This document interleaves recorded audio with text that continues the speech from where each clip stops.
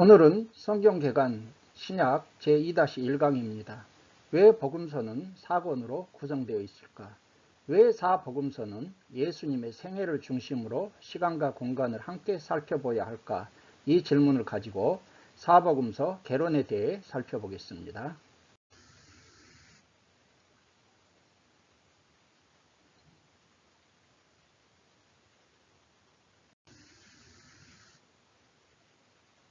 먼저 4복음서 개요입니다.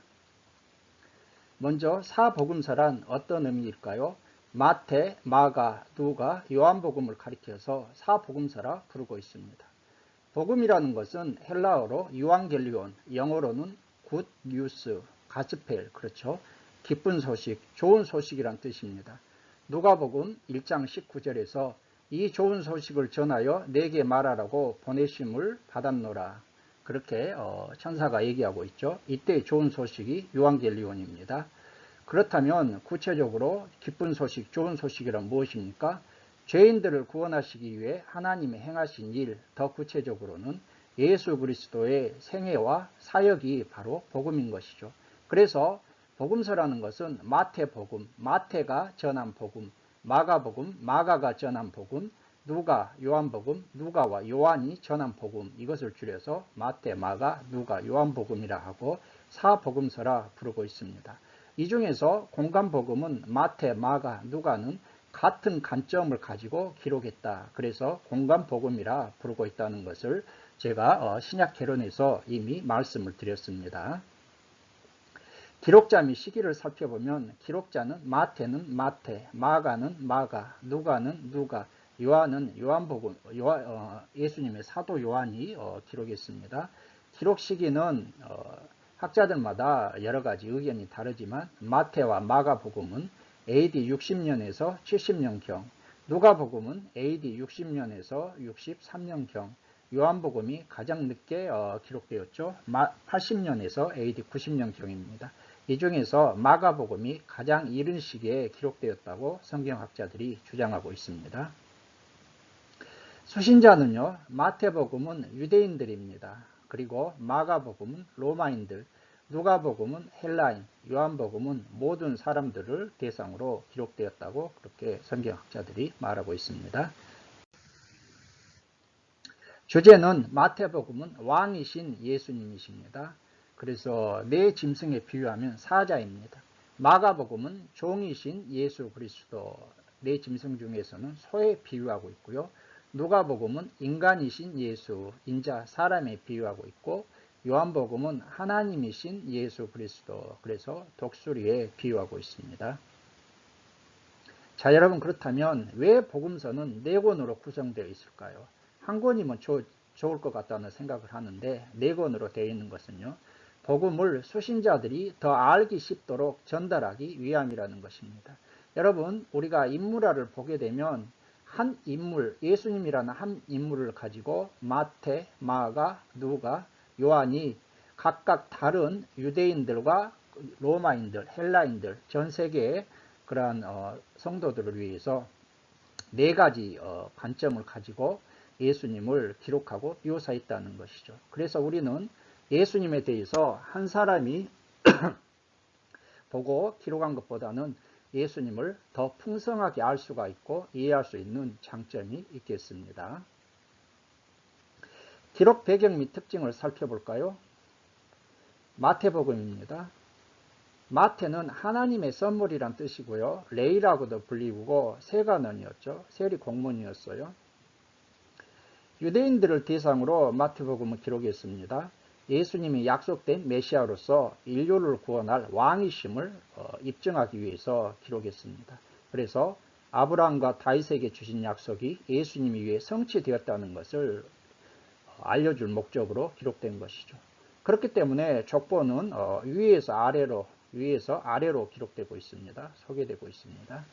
마태복음에서는 말씀이 굉장히 중요한 비중을 차지하고 있습니다. 그래서 구약을 가장 많이 이용하고 93회 정도 인용하고 있습니다.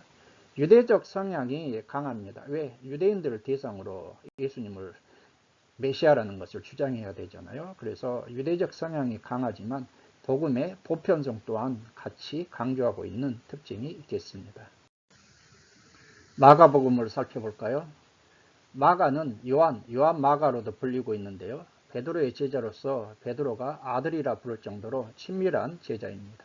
바울의 1차 전도 여행 중 중간에서 돌아와서 나중에 바나바 바울이 다투는 그러한 원인 빌미를 제공하고 있습니다. 마가의 집은 마가의 다락방이라고 불릴 정도로 최후의 만찬이 여기에서 이루어졌다고 전해지고 있죠.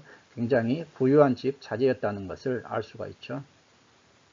로마의 이방인 성도들을 상대로 기록했기 때문에 히브리어 아람어는 헬라어로 번역해 놓았습니다. 유대인들의 관습을 잘 설명해 주고 있고요.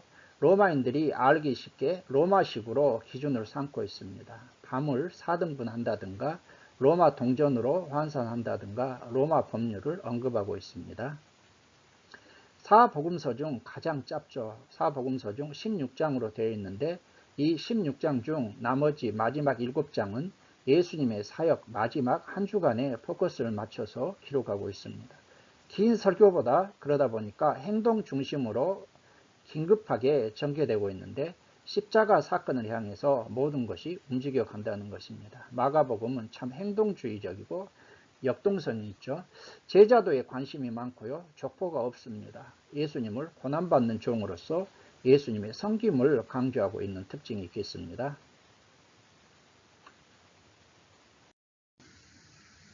누가복음입니다. 누가는 헬라인으로서 의사 출신입니다. 사도 바울과 전도 여행에 동행했고요. 누가행전, 누가복음과 사도행전을 기록했기 때문에 누가행전이라 불리고 있습니다. 사도들과 제자들의 증언과 자신의 목격담을 기초로 자세히 연구하여 기록했습니다.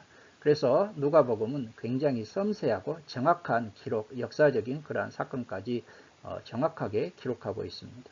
누가복음에서에만 있는 것이 예수님의 어린 시절이랄지 마리아의 마르다 방문, 불의한 청지기 비유, 부자와 나사로 비유, 열나병 환자의 감사, 과부의 기도 등 이러한 누가복음에만 있는 것들이 있고요. 누가는 선교에 관심이 굉장히 많죠. 그래서 족보도 아래에서 위로 하나님까지 올라가고 있습니다. 이방인까지 관심 있는 하나님, 선교의 포커스가 있는 것이죠. 복음의 보편성을 강조하고 있습니다. 다른 복음서와 비교한 강조점은요. 기도하시는 예수님, 성령님의 역사를 강조하고 있고 예루살렘 성전을 강조하고 있습니다. 예수님이 인자이심을 강조하고 있죠. 하나님과 사람 사이의 중보자가 예수 그리스도라는 것입니다. 요한복음입니다. 요한은 세베대의 아들로서 야고보와 형제입니다. 우리의 아들이라는 별명이 있고요. 예수님의 사랑을 가장 많이 받았고 가장 나중까지 생존한 제자가 사도 요한입니다. 요한이 밤모셈으로 유배되기 전 에베소에서 기록된 것으로 추정되고요.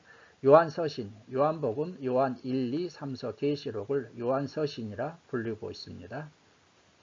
예수님의 신성에 포커스가 있습니다. 왜 그럴까요?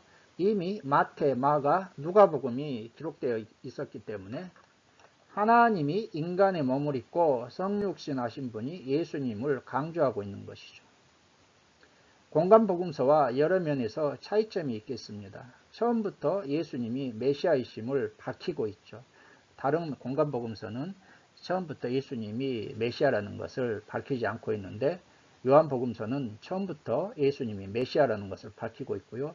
논리를 펴는 데 있어서 연역적 접근법을 취하고 있습니다. 7가지 표적, 7가지 자기 선언을 통해서 예수님이 하나님이시라는 것을 정체성을 설명하고 있습니다. 21장 중 13장부터 마지막 한 주간에 집중하여 기록하고 있습니다. 마가복음도 그렇죠. 예수님의 사랑을 강조하고 있죠. 자, 이제 구조를 한번 살펴볼까요? 바이블 프로젝트에서 제가 이것을 발췌를 했는데 여러분들이 좀 이것을 보기가 굉장히 작게 나와 있지만 개요적인 구조를 한번 살펴보기 위해서 하겠습니다. 자, 마태복음은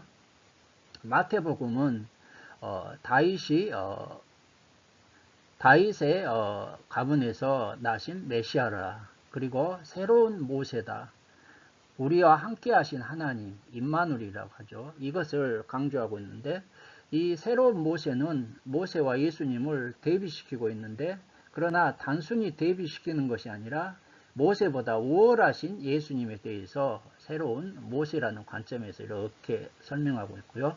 다윗의 가문에서 나신 메시아다. 그것은 1장과 3장에서 예수님과 구약을 연결시키고 있죠. 구약의 예언을 성취하시는 분이 바로 예수 그리스도다. 임마누엘이라신 예수 그리스도라는 것입니다. 그래서 마태복음은요. 1장부터 3장까지가 서론이죠. 서론. 그리고 마지막 26장에서 28장까지가 결론이 되겠습니다. 결론. 그리고 그 가운데에다가 하나, 둘, 셋, 넷, 다섯 번의 그러한 본론에서 5번의 그러한 사건을 메시지를 여기다 배치해 놓고 있습니다. 왜 그럴까요? 모세오경 유대인들이 모세오경이 정통하지 않습니까? 그래서 하나, 둘, 셋, 넷, 5권으로 구성되어 있는데 마찬가지로 유대인들을 대상으로 기록했기 때문에 바로 4장부터 7장까지는 하나님 나라의 도래를 선포하고 있고요. 거기에 대한 메시지가 산상수훈이 되겠습니다. 그리고 5장부터 10장까지는 하나님 나라 사람들의 일상 속에서 실현하기 위해서 어떻게 할 것인가. 그래서 여기에 9부류의 사람들을 통해서 나를 따르라 이것을 강조하고 있는데 바로 12제자를 파송하고 있고요. 11장부터 13장까지는 예수님에 대한 다양한 사람들의 반응이 소개되고 있습니다. 그리고 그래서 긍정적으로 보는 사람, 그리고 중립적인 사람, 부정적인 사람, 주로 부정적인 사람들은 누구입니까? 종교 지도자들이죠. 그리고 하나님 나라에 대한 이러한 비유를 여기에서 설명하고 있는데 바로 해설로서의 비유이죠. 예수님이 어떤 분인가? 그리고 14장부터 20장까지는 메시아에 대한 다양한 사람들의 기대가 이제 여기서 소개되고 있습니다. 그리고 여기에서 이제 예수님께서 자신을 누구인가 그렇게 물으시고 주는 그리스도시요 살아계신 하나님의 아들이십니다. 베드로의 그러한 신앙 고백을 통해서 예수님이 베드로가 예수님의 신앙 고백은 했지만 제대로 모르니까 예수님이 고난받는 종이다. 그것을 말씀하고 있죠. 그리고 예수님이 지향하시는 하나님 나라는 거꾸로 된 나라다. 그걸 말씀하고 있고요. 21장부터 25장까지는 이제 두 나라의 충돌입니다. 두 나라의 충돌. 그래서 두 나라의 충돌에 대해서 말씀하고 있고요. 그리고 마지막 이제 결론으로서 26장부터 28장까지는 이제 마지막 결론 부분이 되겠습니다. 그래서 마태복음은 유대인들을 대상으로 이렇게 기록되었다는 것을 우리가 이해할 것이고요. 마가복음을 살펴볼까요? 제가 여기에서 간략하게 하는데 여러분들이 더 이해하기 쉽도록 바이블 프로젝트 거기에 들어가시면 동영상에서 자세히 한번 살펴보시기 바랍니다. 마가복음은요. 크게 구조가 삼막으로 구성되어 있습니다. 삼막. 그래서 1막에서는 갈릴리에 대한 것이고요. 2막은 가는 길, 갈릴리에서 예루살렘으로 가는 길. 그리고 3막에서는 이제 예루살렘이 되겠습니다.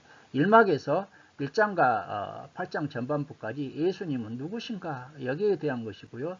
2막에서는 8장 후반부터 10장까지 예수님이 메시아라는 의미가 무엇인가. 그리고 마지막 11장부터 16장 3막에서는 예수님이 어떻게 왕이 되시는가 여기에 대해서 설명하고 있죠. 그래서 여기에서 가장 먼저 보라 내가 내 사자를 내 앞에 보내니 그가 길을 준비할 것이다. 세례 요한이 와가지고 예수님을 소개하고 있습니다. 예수님을 소개하고 있고요.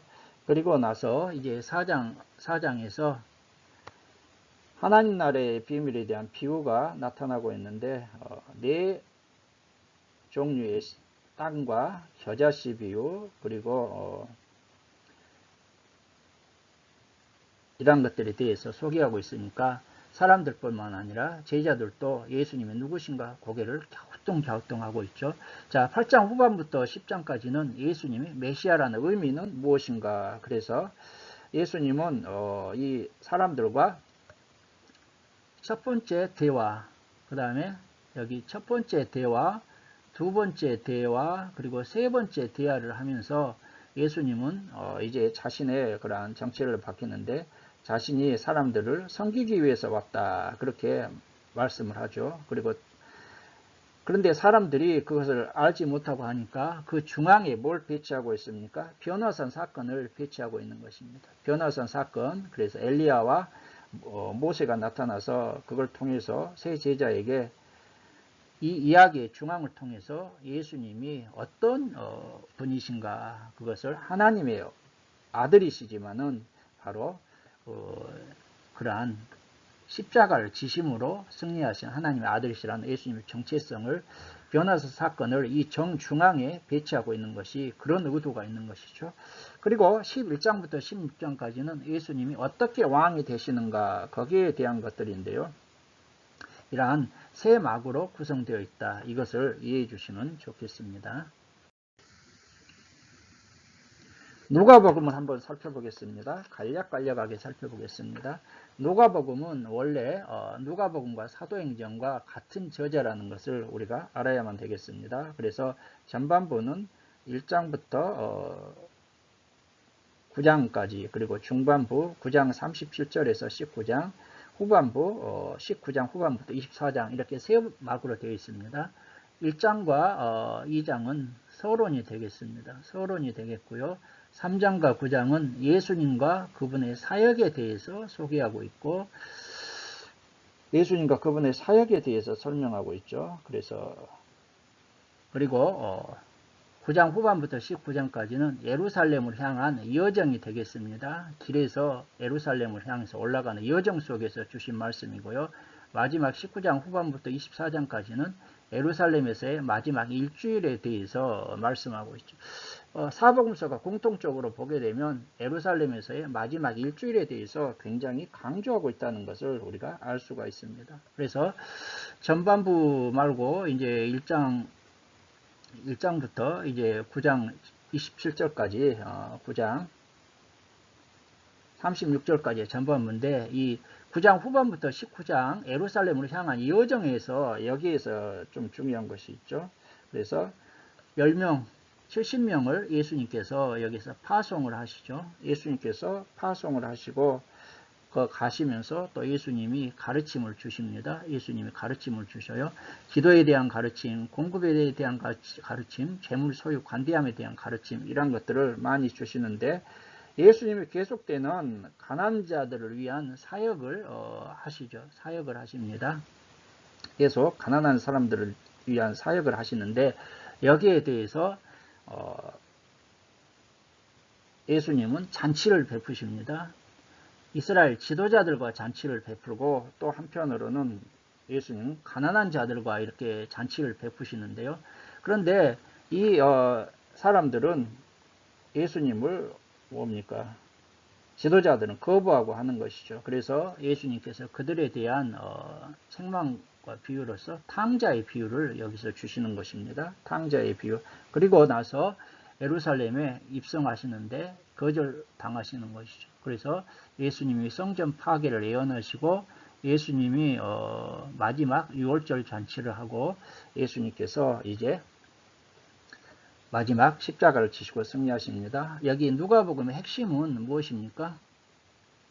십자가에서 사랑의 전형이 되신 예수님이 거꾸로 된 나라에 복종할 때 우리는 비로소 진짜 예수님을 보고 알 수가 있다. 그런 것이 핵심이 되겠고요. 마지막 결말, 마지막 장면, 결말은 이제 24장 33절부터 53절인데, 바로 예수님께서 마지막 장면을 통해서 성령을 강조하고 있죠. 성령, 마지막 성령을 강조하고 있어요. 그래서 성령을 받을 때까지 여기에서 기다리라. 왜 그렇습니까? 사도행전하고 연계시키기 위해서 그러는 것입니다. 자, 요한복음을 한번 마지막으로 살펴보겠습니다. 요한복음도 크게 전반부는 1장에서 12장, 그리고 후반부는 13장에서 마지막 21장까지인데요. 요한복음은 이 구조를 보시기 바랍니다. 여기 12장을 딱 기점으로 해가지고요. 전반부는 1장은 서론이죠. 서론. 그리고 2장부터 10장이 표적과 기사들, 그리고 논란이 되겠습니다. 논란.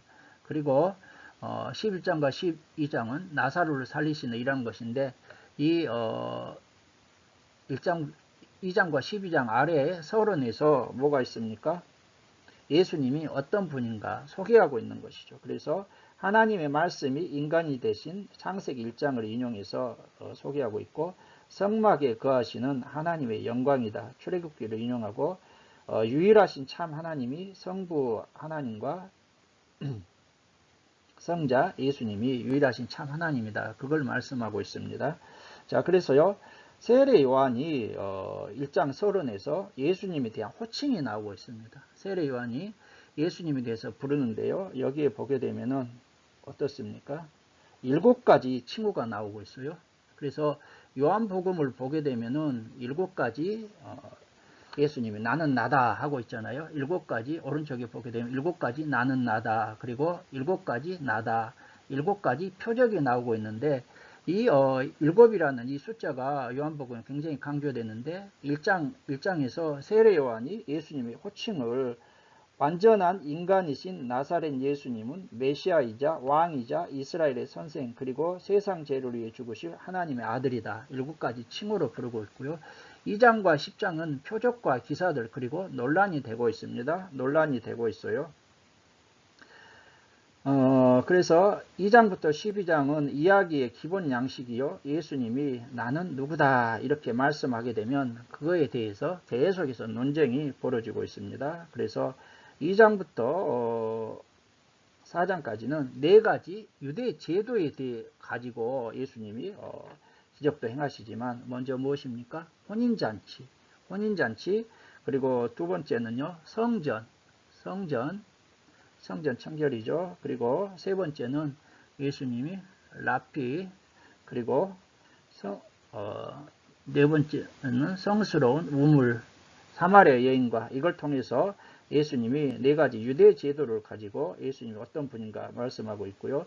그리고 5장부터 10장까지는 4가지 유대 절기와 관련해서 예수님이 사건과 논쟁과 말씀을 하고 있죠. 첫 번째는 안식일에 병자들을 고침으로 인해서 논쟁이 되고 예수님이 이걸 통해서 예수님이 어떤 분인가. 그리고 두 번째는요. 6월절 6장이죠. 6월절 예수님이 나는 생명의 떡이다. 영원한 생명이다. 그리고 세 번째로 초막절 그리고 네 번째 수전절을 이 사건을 통해서 이 4가지 유대 절기와 관련된 걸 통해서 표적과 기사들을 가지고 유대인들과 논란이 되는 그러한 내용이 되겠습니다.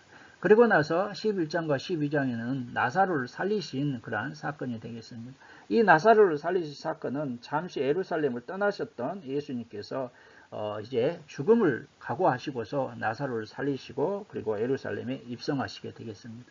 자, 그리고 13장부터 이제 17장은 예수님의 마지막 말씀이 되는 것이죠. 그래서 후반부는 나사로를 살리신 이 사건이 이렇게 연기하면서 13장과 17장에서 예수님의 마지막 말씀이고 그 다음에 18장과 20장에서는 예수님의 죽음과 부활에 대한 것 그리고 26장에서 그 후기가 되겠습니다. 예수님의 마지막 말씀은 무엇입니까? 13장에서 제자들의 발을 씻기시는 세족식 그리고 예수님의 말씀과 기도 예수님이 계속해서 떠나실 것을 말씀하시죠. 그리고 나서 18장과 20장을 통해서 예수님의 죽음과 부활에 대해서 말씀하고 있고요. 21장은 부록 후기적인 성격이 강하겠습니다. 자, 그런데 여러분 예수님께서 체포당하실 때 그 잡으러 온 군병들이 앞에 나가면서 내가 그다 나다 하고서 말씀하셨는데 이것은요 7번의 나는 나다 그리고 7번의 나다 그리고 예수님 마지막 부활하시지 않습니까? 이 부활도 7번의 표적과 가장 마지막이 부활에 대한 표적 사건이다 이렇게 바이블 프로젝트에서 해설을 하고 있습니다. 여러분들이 유튜브에 들어가서 한번 확인하시면 더 좋은 그런 이해가 되겠습니다. 자, 여러분 이제 사복음서 내용입니다. 사복음서의 내용을 이해하는 방법이 있습니다. 각 권별로 마태, 마가, 누가, 요한복음을 따로따로 각 권별로 공부하고 이해하는 방법이 좋은 방법입니다. 그러나 예수님의 생애를 중심으로 시간 순서에 따라서 연대기적으로 함께 공부하고 이해할 때 사복음서를 우리가 더 잘 이해할 수 있다는 것입니다. 왜 그럴까요? 왜 사복음서는 예수님의 생애를 중심으로 시간과 공간을 함께 살펴봐야 할까요? 성경 읽어지네에서 제가 참고 인용했습니다. 사복음서는 여러분 사건과 내용이 시간 순서대로 기록되었을까요? 기록되지 않았다는 것입니다. 같은 사건이 다른 복음서에 흩어져 있고요.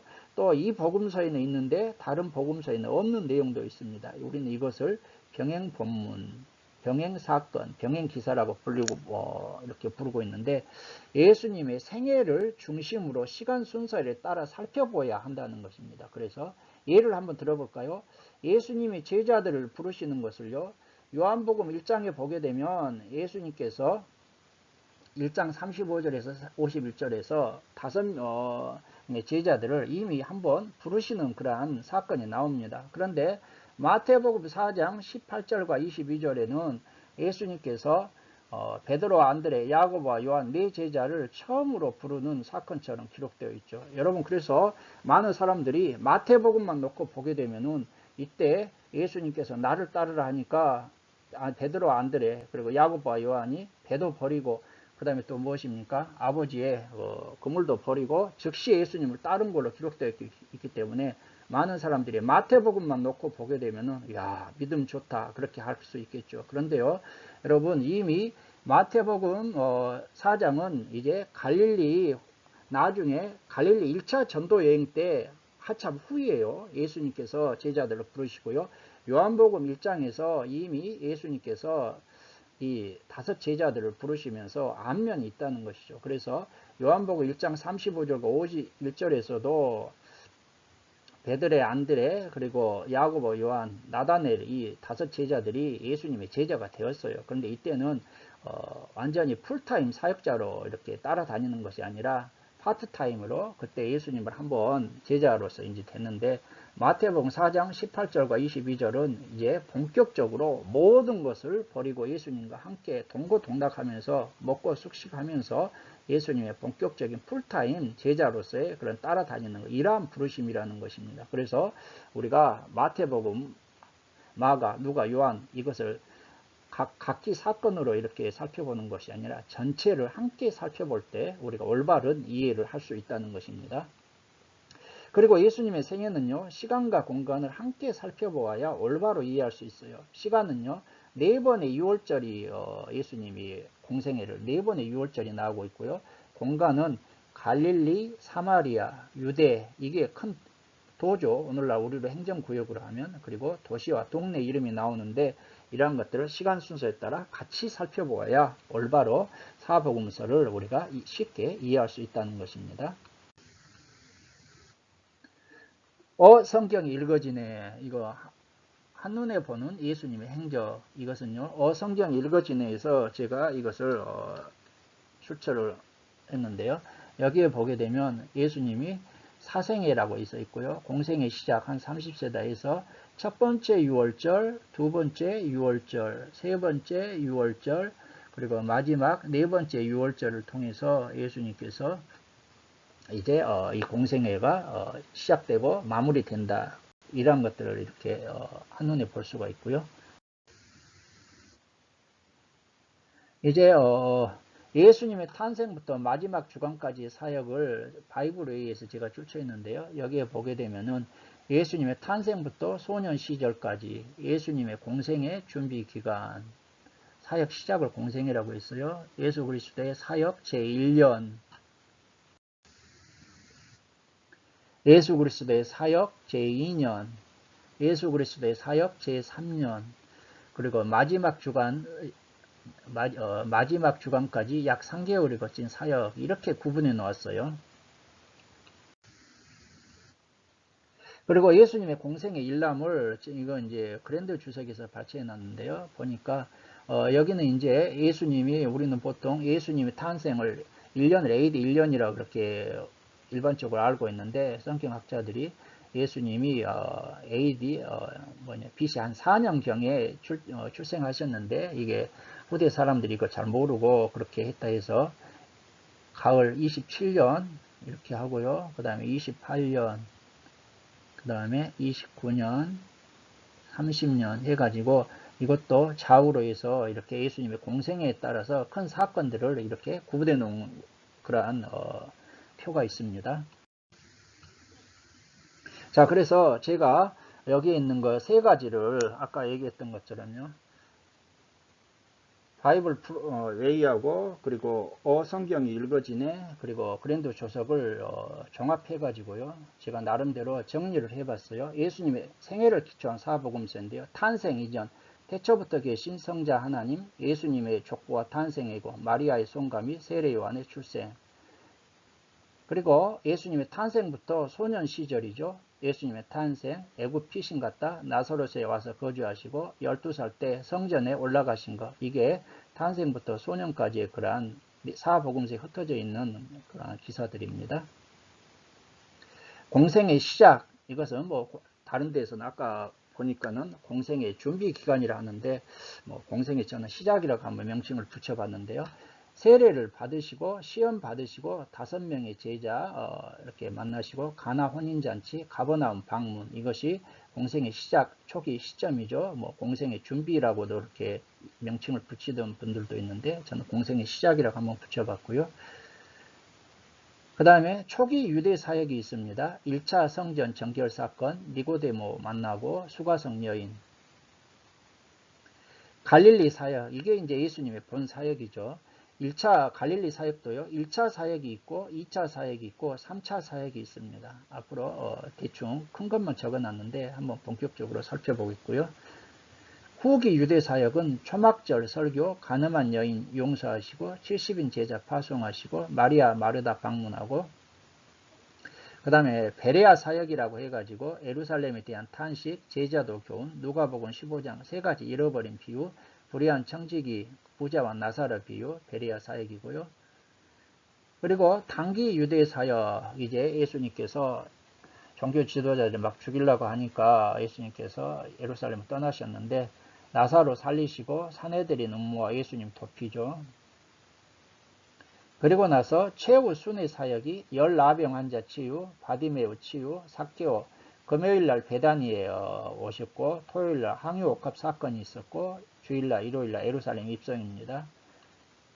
마지막 최후 일주일 사역, 월요일날 모아가 저주, 2차 성전 정결 사건, 화요일날 감람산 강화, 마지막 때 비유, 수요일날은 하신 일이 기록되어 있지 않고요. 목요일날 최후의 만찬, 다락방 고별 강화, 겟세마네 기도, 금요일날 목요일과 금요일 뭐 이렇게 서로 교차하는 시간이죠. 체포당하시고 순환 십자가 죽음 당하시고 토요일날 무덤에 계시고 주일날 부활하셨다. 그래서 오늘 사복음서 개론에서는 이렇게 소개하는데 앞으로 사복음서 내용을요.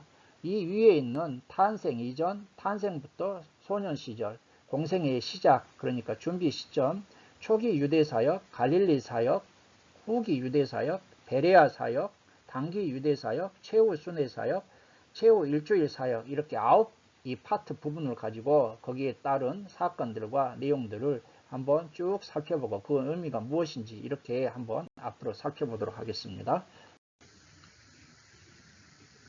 이건 뭐 지난 신약 서론에서 했던 지도인데요. 예수 시대의 팔레스타인, 예수님 당시 팔레스타인 지도, 예수님의 주요 사역지, 이것도 소개해드렸던. 여러분, 저는 오늘 강의를 시작하면서 왜 복음서는 4권으로 구성되어 있을까? 왜 사복음서는 예수님의 생애를 중심으로 시간과 공간을 함께 살펴봐야 할까? 이 질문을 가지고 강의를 시작했습니다. 이 질문에 대한 해답을 얻으셨습니까? 예, 왜 복음서는 4권으로 구성되어 있다고요? 복음서를 기록한 기록자들이, 복음을 수신자들이 더 알기 쉽게 기록하기 위해서였다는 것이죠. 그래서 우리는 이러한 복음서가 4권이기 때문에 예수님에 대해서 더 풍성하게 이해할 수 있는 그러한 장점이 있겠습니다. 왜 사복음서는 예수님의 생애를 중심으로 시간과 공간을 함께 살펴봐야 할까요?